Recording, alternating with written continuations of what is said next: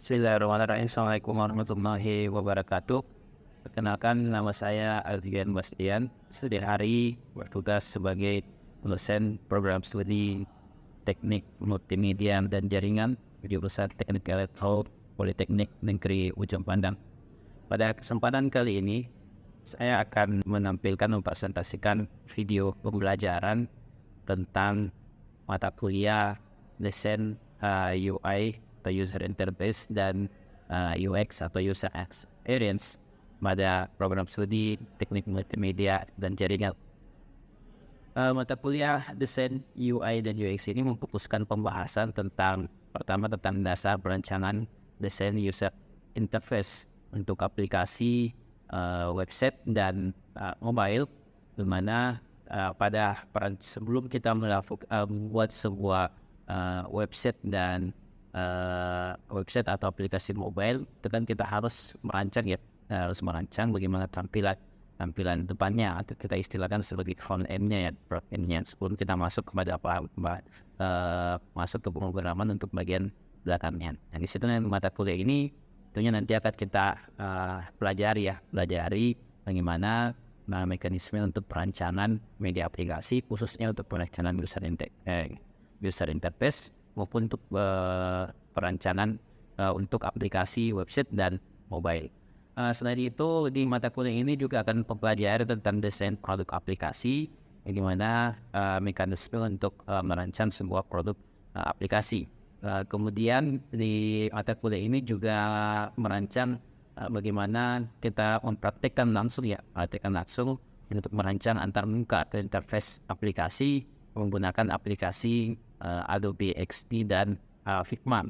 Dan terakhir, di mata kuliah ini kita juga akan mendapatkan bagaimana mekanisme atau cara untuk pengujian user experience dari aplikasi yang telah kita buat.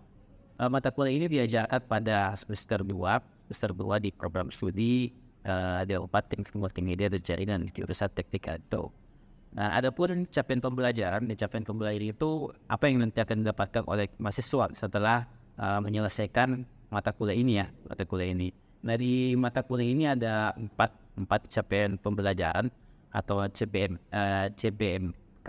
CPMK pertama, mahasiswa itu mampu untuk menjelaskan konsep perancangan user interface aplikasi.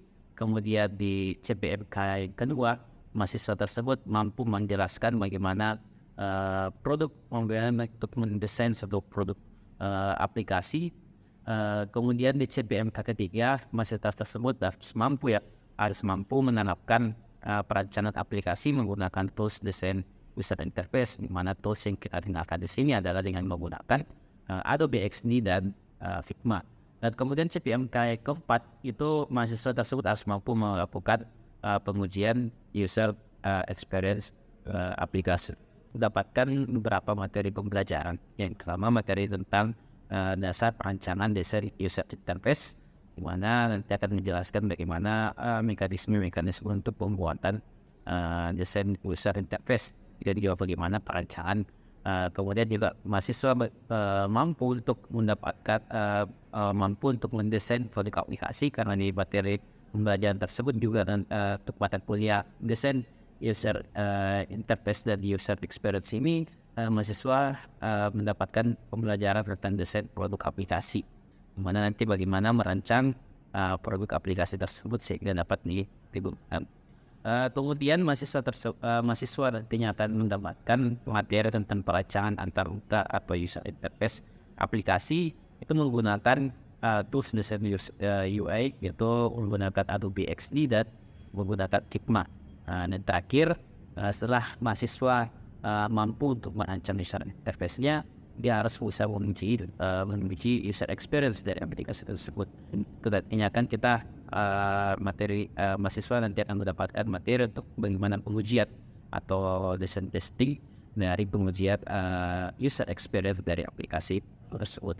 Sedangkan metode pembelajaran yang kita terapkan untuk mata kuliah desain UI dan UX ini, yang pertama ada perkuliahan teori dan praktikumnya. Karena ini kan mata kuliah 3 SKS. Karena kalau di prodi di 4 teknologi tinggi dan jaringan tersebut nantinya kalau 3 SKS tersebut, 1 SKS-nya adalah teori dan 2 SKS-nya adalah praktikum. Nah, kalau untuk perkuliahan teori, metode pembelajarannya tetap muka dengan metode pembelajaran berupa kuliah interaktif maupun ada diskusi kelas. Nah, kalau dia bersifat online, jadi kita bisa merancang di sini mata kuliah ini bisa diartikan secara offline maupun online. Kalau online nantinya mahasiswa bisa mendapatkan materi melalui platform e-learning POLIPG, di mana kalau di e-learning tersebut mahasiswa bisa melihat CPFK-nya, CPF pembelajarannya, apa yang bisa nanti mereka dapatkan setelah menyelesaikan mata kuliah ini. Kemudian bisa melihat bagaimana sistem penilaiannya, baik itu penilaian berupa tugas, kuis, UTS, UAS, maupun penilaian praktikum. Di situ nanti bisa dilihat di platform e-learning di POLIPG. Kemudian juga di platform e-learning POLIPG tersebut bisa melihat juga materi perkuliahan, bisa mengakses job sheet praktikum untuk melihat bagaimana job praktikumnya di setiap pertemuan.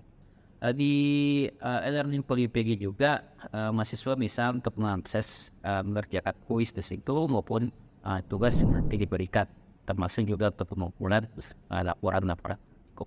Sedangkan metode pembelajaran di praktikum sendiri kita ada metode pelatihan penugasan, di mana mahasiswa nanti akan diberikan job praktikum yang nantinya kan mereka kerjakan di lab untuk perancangan user interface dari sebuah aplikasi, baik itu aplikasi website maupun aplikasi mobile. Nah, di metode pembelajaran di praktikum juga kita mengenal metode project based learning. Nantinya di akhir perkuliahan nantinya mahasiswa diberikan satu nantinya mahasiswa akan mempresentasikan proyek yang diberikan pada saat perkuliahan. Itu proyeknya itu untuk kasus dan nantinya mereka akan merancang user interface dari aplikasi, baik itu menggunakan aplikasi website maupun aplikasi mobile, menggunakan software, bisa menggunakan software HTTP maupun menggunakan software Figma. Sedangkan sistem penilaian di sini kita sudah jelaskan sebelumnya bahwa di mata kuliah ini ada teori dan praktikum di mana kalau untuk presentasi teorinya itu sekitar 40% dan praktikum itu 60%. Dan kalau di teori ada tugas itu sebesar 20%, di mana tugas-tugas ini biasanya dikerjakan di rumah terus dikumpulkan. Biasanya tugas-tugas kalau di desain UI dan UX ini biasa pembuatan seperti desain wireframe atau desain boards pun mendesain produk aplikasi yang lainnya yang dikerjakan di website. Kemudian juga ada penilaian formatif atau berupa kuis Di situ bobotnya 20% dari presentasi. Teori itu berupa pengerjaan soal-soal yang bisa diakses di learning. Kemudian juga untuk teori sendiri ada UTS-nya kalau teori untuk pengerjaan soal-soal materi teori yang diberikan pada saat sebelum kalau UTS itu dia biasanya untuk review untuk materi pembelajaran pekan 1-7. Yang kedua itu pembelajaran dievaluasi pada pekan 9-15. Bobotnya ini kalau UTS kita ada pengerjaan ujian itu nanti kan dibagi dua dengan penilaian sikapnya bagaimana cara mereka bersikap selama perkuliahan ini. Sedangkan kalau di presentasi praktikum, penilaian praktikumnya itu sebesar 60%. 60% itu terdiri dari pemberian dan laporan dan unjuk kerja. Di mana laporan dan unjuk kerja ini bobotnya itu 70% dari presentasi praktikum. Nah, kalau di laporan sendiri kita bisa laporan sendiri yang biasa kita nilai itu tentang struktur pengerjaannya, bagaimana bahasanya, bagaimana analisa mereka dalam mengerjakan analisa data percobaan yang mereka sudah dapatkan dari praktikum maupun yang sudah mereka buat, karena dia akan analisa itu menganalisis penilaian di laporannya. Nah kan penilaian berikutnya itu unjuk kerja ya. Di kerja itu biasanya kita melihat langsung bagaimana mengobservasi langsung bagaimana sih hasil pengerjaan mereka, apakah bisa mereka mengerjakan job-job yang sudah diberikan yang bisa diakses di job sheet praktikumnya. Kemudian juga ada proyek ya. Proyek itu memberikan contoh kasus dan nilainya 30% dari presentasi praktikum. Untuk penilaian ini mahasiswa bisa mengakses di akun Simponi Polio PG, di mana di akun Simponi Polio PG tersebut mahasiswa bisa melihat nilainya, kemudian bisa mengakses berapa yang mereka dapat, kemudian bisa dilihat presentasinya, presentasi dan nilai akhir yang kira apakah dia bisa mendapatkan nilai A, minus, B plus, B dan seterusnya. Kami akan mempresentasikan video pembelajaran kami di kelas perkuliahan teori maupun praktikum. Silakan untuk menyaksikan video pembelajaran berikut ini. Bismillahirrahmanirrahim. Assalamualaikum warahmatullahi wabarakatuh dan selamat siang. Oke, kita ketemu lagi di pertemuan 13 di mata kuliah desain UI dan UX, desain interface dan experience. Untuk pembahasan kita kali ini kita akan pelajari tentang prototyping ya, prototyping. Oke, sebelum itu saya akan review dulu ya pertemuan sebelumnya. Ada yang bisa jelaskan tentang sebelumnya? Pak. Materi sebelumnya itu Pak mengenai tentang desain layer dan visual hierarki, di mana ada dua teknik. Yang pertama itu teknik layout aplikasi, di mana di sini kita mempelajari tentang teknik arsitektur informasi, merancang layout aplikasi, merencanakan pemetaan realitas untuk konstruksi aplikasi untuk memahami aplikasi yang diinginkan oleh klien, dan mempelajari teknik aliran data dan pembuatan sitemap aplikasi. Yang kedua yaitu teknik visual design, di mana kita di sini mempelajari mengenai teknik untuk tampilan desain aplikasi yang diinginkan oleh klien, Pak. Oke, itu tadi ya penjelasan dari temannya dari Rula. Ada yang bisa tambahkan? Sarul gimana? Ya sudah cukup Pak. Saya rasa kalian sudah paham ya pertemuan sebelumnya. Selanjutnya kita masuk pembahasan tentang prototyping ya.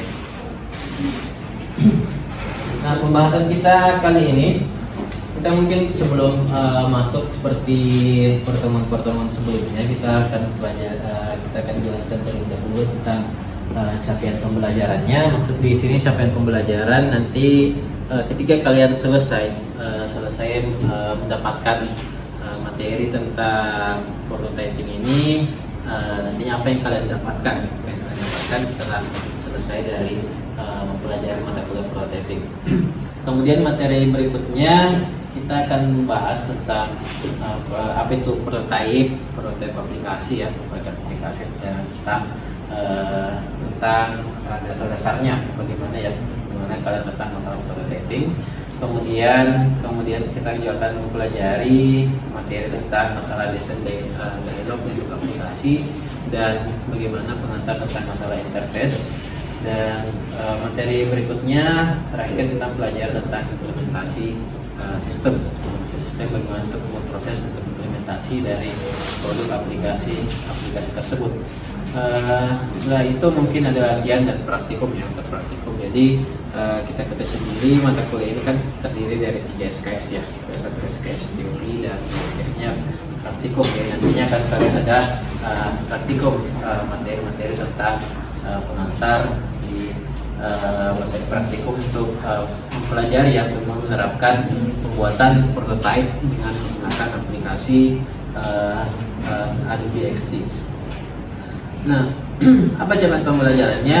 Di prototype ini, materi prototype itu dia masuk pada CPMK yang ketiga ya, CPMK ketiga, di mana CPMK pertama kalian sudah pelajari bagaimana kalian bisa menjelaskan tentang bagaimana itu prinsip dasar desain. Kemudian CPMK kedua menjelaskan bagaimana produk desain aplikasi. Di CPMK ketiga ini kalian harus bisa menerapkan bagaimana perancangan aplikasi menggunakan tools desain UI seperti menggunakan Adobe XD maupun menggunakan Figma. Terakhir mungkin di materi UX-nya itu di CPMK keempat itu masalah pengujian user experience. Nah, kalau di CPMK ketiga ini kan terdiri beberapa sub CPMK ya. Untuk pembahasan kita kali ini dia masuk pada sub CPMK keempat, itu dimana kalian bisa nantinya harus bisa menerapkan metode prototyping ini untuk aplikasi website maupun aplikasi mobile dengan menggunakan tools desain UI. Desain di sini nanti kalian membuat untuk prototype website dengan aplikasi Adobe XD maupun dengan Figma. Prototype itu merupakan salah satu teknik untuk pengumpulan informasi tentang sistem aplikasi untuk mengurangi jumlah waktu yang diperlukan untuk analis.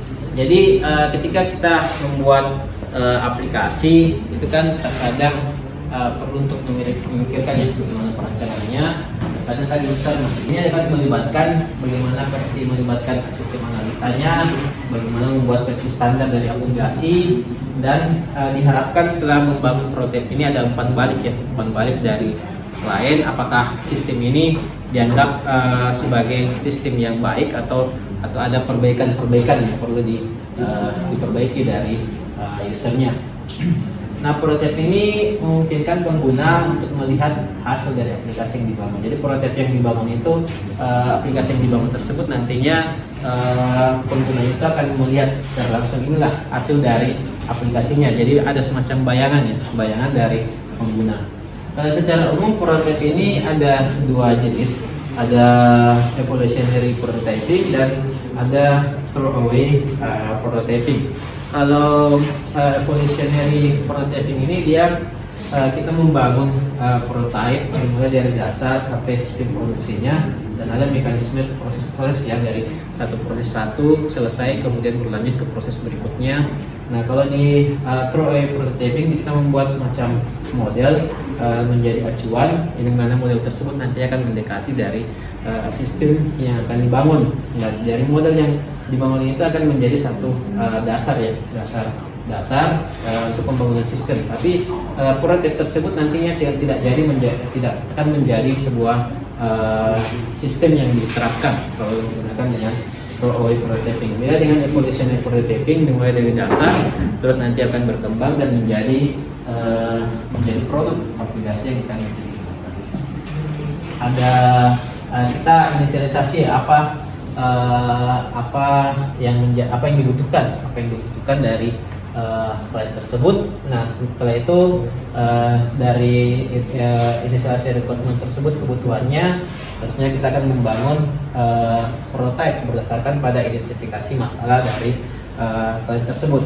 Nah, setelah kita membangun prototype, selanjutnya kita implementasikan, kita presentasikan kepada klien. Inilah hasil dari prototype atau menjadi gambarannya, apakah menjadi gambaran dari user bahwa inilah sistem yang nanti akan dibangun. Nah, kalau dianggap sudah tepat, nantinya prototype tersebut nanti akan langsung diterapkan di operational system. Tapi kalau ketika dalam implementasi atau penggunaan atau kita mempresentasikan prototype tersebut kepada klien dianggap ada masalah, tentunya akan ada proses revisi dan kemudian pengembangan dari prototipe tersebut. Makanya kalau setelah revisi tersebut ada versi berikutnya dari prototipe yang nanti dikembangkan. Nah, kalau nanti setelah versinya muncul, kemudian nanti akan dikembalikan lagi kepada klien, dipresentasikan lagi apakah prototipe ini sudah bisa diterapkan atau tidak. Dan kalau dia sudah bisa diterapkan, nanti akan dimasuk menjadi dasar untuk operational system. Tapi kalau tidak, ya dia kembali lagi revisi secara terus menerus seperti itu sampai dianggap sudah sempurna. Nah, mekanisme untuk implementasi sistem pertama dari proses planning perancangan ini kan model SDLC atau sistem development life cycle. Pertama dari planning itu bisa merancang atau aplikasi atau interface-nya, kemudian analisa, nanti didesain, diimplementasikan dan senantiasa dirawat ya sistem tersebut awalnya. Oke, sampai sini ada yang mau tanya untuk bagian prototype. Saya Pak. Sarung. Jadi sebelumnya terima kasih atas kesempatannya. Jadi saya ingin bertanya bagaimana jika prototipe yang kita bangun itu tidak menyelesaikan permasalahan pada klien. Jadi kalau kita bangun satu sistem prototype itu ada gambarannya kliennya tersebut, misalnya itu kan masalah, itulah gunanya ada mekanisme ya prototype ya di sini. Mungkin di sini ada permasalahan, misalkan yang terjadi itu kadang-kadang terjadi revisi terus-menerus ya, terus dari klien ternyata maunya klien ini awalnya seperti ini, terus nanti akan dirubah tersebut. Nah, kadang-kadang kan itu ada klien yang terkadang jalan kulit terlalu lebay. Mungkin ada bagian-bagian tertentu yang sebenarnya sudah cukup bagian tertentu, tapi dia revisi kembali. Itu kan mungkin masalah di sini bagian identifikasi problemnya, masalah komunikasi awalnya seperti apa. Kita tidak memahami apa kemauannya. Kalau perlu kita identifikasi, dokumentasikan, kita listkan apa kemauannya, berikan gambaran, membangun wireframe-nya, kita buat wireframe-nya seperti ini. Kalau sudah itu kita sebelum masuk ke prototype itu kan harus kita bangun dulu ya. Kita di bagian development prototype di initialization requirement, di sini ada wireframe sebagai pembangunan wireframe-nya. Wireframe-nya kita gambarkan sedetail mungkin. Ini loh nanti menjadi hasilnya. Kemudian nanti setelah prototipe-nya itu sudah jadi ya baru kita presentasikan seperti ini kemauannya. Kalau perlu sih kita semacam ada dokumentasi kemauan dari usernya. Dan sampai di tengah jalan berubah lagi itu kan akan memakan waktu. Masalah komunikasi gunanya memang prototipe itu memberikan gambarannya. Jadi kan misalnya itu biasa sih ada beberapa klien yang terkadang kayak lebay seperti itu, mungkin dia menuju ini mau diganti, terus warnanya diganti lagi, kan ada. Jadi penting dari awal memang harus didokumentasikan kemauan dari klien tersebut. Oke. Kalau misalnya prototipe-nya sudah sesuai, tapi pada saat menjelaskan kliennya kurang mengerti apa solusinya itu. Jadi kurang mengerti ya. Prototipe-nya sudah selesai, tapi kayaknya kurang mengerti. Biasanya kurang mengertinya itu pada saat implementasinya misalnya kita membangun suatu sistem atau macam kayak aplikasi, apalagi kalau kliennya itu masih gaptek atau penggunaan aplikasi seperti itu, atau yang itu perlu bagian terakhir dari masalah implementasi sistem ya. Setelah kita melakukan testing, pengujian, itu kan kita harus memberikan semacam pelatihan atau dukungan dari pembuatan sistem tersebut, karena kan yang sistem yang baik itu adalah sistem yang digunakan, makanya kita harus memberikan support dari pelatihan setelah pengujian aplikasi itu selesai. Oke, ada lagi? Ya. Oke, bismillahirrahmanirrahim. Assalamualaikum warahmatullahi wabarakatuh dan selamat pagi.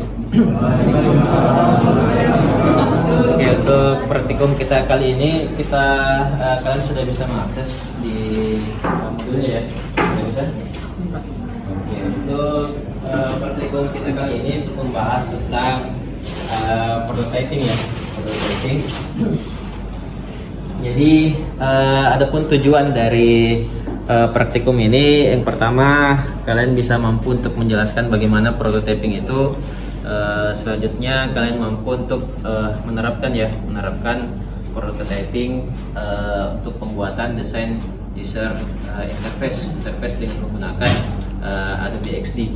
Jadi secara umum kalian sudah bisa merancang merancang untuk desain UI-nya. Nanti sekarang ini untuk prototyping itu tujuannya prototyping itu semacam kayak proses interaktif ya, proses interaktif yang membedakan dengan wireframe dengan mockup. Kalau wireframe dan mockup itu dia bersifat statis, tapi kalau prototyping dia bersifat dinamis, sehingga yang pertama kita membuat prototyping untuk aplikasi website, sekaligus kita bisa mensimulasikan aplikasi website tersebut. Yang kedua, kalian bisa membuat prototyping untuk aplikasi mobile. Selanjutnya nanti kalian bisa membuat bagaimana menu-menunya, bagaimana bagian-bagian dari aplikasi tersebut, sekaligus kalian bisa membuat proses macam interaksi antara satu bagian dengan bagian yang lain, sehingga seolah-olah user itu bisa menggunakan memberikan gambaran pada user tersebut tentang aplikasi apa yang nanti akan kalian buat seperti itulah.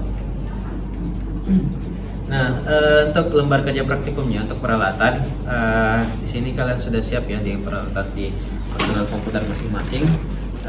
Terus bisa mengakses untuk software Adobe XD ya, sudah bisa semua ya.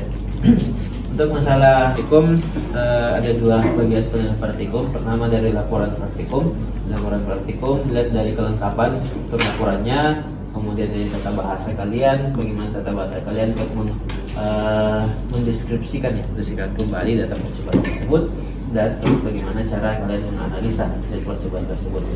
Terus yang terakhir adalah unjuk kerja untuk ketuntasan dalam mengerjakan unjuk praktikum. Nanti hasilnya ini akan dibagi dua untuk mendapatkan nilai hasil untuk nilai praktikumnya, seperti itu. Oke, kita dikerjakan. Contohnya praktikumnya, artworknya bisa lihat di tempat yang sudah di bulan sebelumnya ya. Pak Taufik ya, jalankan Taufik.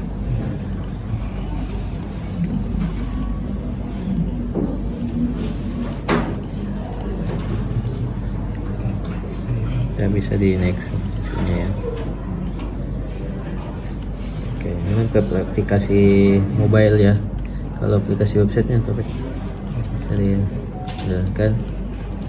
Oke, ini aplikasi websitenya, pindahan menu. Nah, bagian dari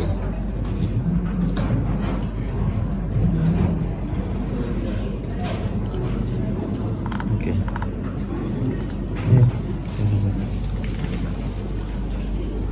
Jadi contohnya tadi aplikasi yang sudah dibuat bacaan.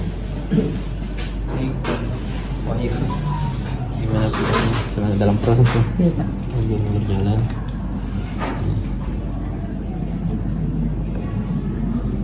Kalau di play bisa langsung di play.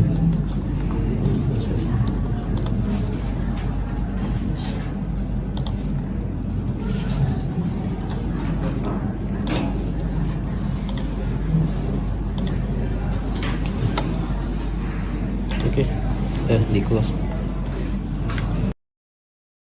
Itu tadi ya, kita sudah melihat presentasi dari video pembelajaran berupa kuliah teori dan praktikum pada mata kuliah desain UI dan UX pada program studi teknik multimedia dan jaringan. Kami harapkan video pembelajaran ini bisa bermanfaat dan bisa menjadi ada hal sesuatu yang bisa kita dapatkan manfaat dari video pembelajaran tersebut. Itu saja yang bisa kami sampaikan untuk teman-temannya. Assalamualaikum warahmatullahi wabarakatuh.